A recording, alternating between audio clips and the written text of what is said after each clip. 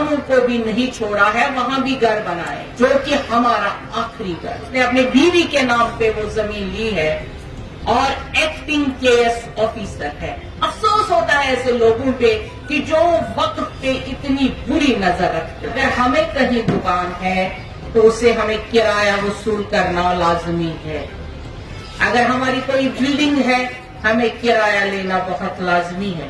اگر ہماری کوئی زمین ایسے ہی کسی نے قبضے میں کی ہے ہمیں اسے ریٹریو کر کے اس کو لیز پہ دینا ہے تاکہ وہ ایک تو ہمیں پریمیم پیسہ آ جائے گا اور ہمیں کرایہ آ جائے گا. ایسے تو ہمارے زمینوں پہ بہت سارے قبضے ہوئے ہیں اور ایسے بھی زمین ہے ایسی بھی جائیدادیں ہیں جو ہماری نظر میں نہیں ہے کیونکہ ہم اب دیکھتے ہیں کہ یہ چیز بھی ہماری ہے لیکن وہاں دیکھ رہے ہیں ہم کسی کا قبضہ ہے.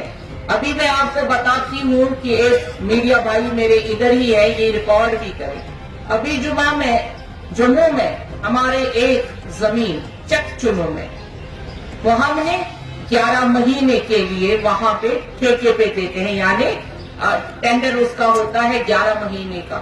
یہ ہم سے پہلے سے ہی چلتا آ رہا ہے اور کرایہ بہت منیمم ہے وہ 54 کنالز. یہ کسی کیس آفیسر نے لیا ہے جو بظاہر ایک مسلمان آفیسر. اور آج جب 11 مہینے کے بعد اس کا ختم ہو گیا وہ سارا مطلب ایک لیز ہوتی ہے ایک رینٹ ڈیڈ ہوتی ہے وہ ختم ہو گیا وہ کورٹ میں چلا گیا.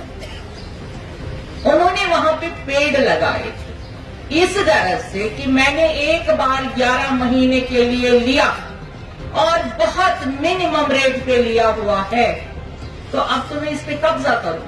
جب ہم نے کہا نہیں ہم نہیں دیں گے ایسے ہم نے اس کا ٹینڈر کیا ہے آپشن کریں گے بڈ اس کی نکلے گی اس کے بعد ہی اس کا سارا کچھ ہوگا. وہ کورٹ چلا گیا اور کورٹ میں کیا دلائل دیتا ہے کہ یہ جی کسٹوڈین کی زمین ہے.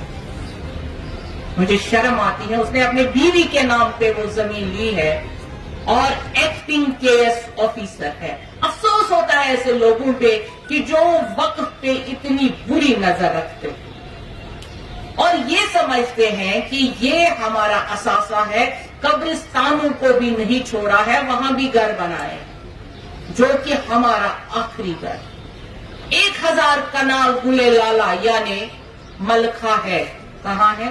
ہم نے مشکل سے 250 کنال وہاں ریٹریو کر کے اس میں 50 پلاٹ بنائے جو یہاں کے لوگوں نے لیے. مشکل سے اس پہ بھی 50,000 ہمارے اپلیکیشنز آئے. میں آپ لوگوں کو کہوں گی کہ دیکھیے درخشاں اندرابی ہمیشہ تھوڑی نہ یہاں رہے گی بٹ یہ قانون رہنا چاہیے یہ سخت قانون رہنا چاہیے تاکہ یہ اثاثہ تا قیامت تک بچا رہے. اس میں آپ کو کام کرنا ہے. یہ صرف میری ذمہ داری نہیں ہے. آج آپ کو پیسہ آیا کیونکہ میں وہ ہنٹر لے کے ہوں. کل آپ کو وہ ہنٹر لے کے رکھنا ہے کہ ہمیں یہ کرایہ وصول کرنا ہے. آج سب کو معلوم ہے کہ یہ اگر ہم کرایہ نہیں دیں گے صبح ہمارا دکان سیل ہوگا. یہی ہے یا جو رینٹ ہمیں کلیکٹرز ہیں ان کو میں سسپینڈ کروں گی سامنے بیٹھے ہوئے. مگر یہ کیوں؟ کیونکہ آپ کی تنخواہیں وقت اور یہ اثاثہ تا قیامت تک رہنے والا ہے.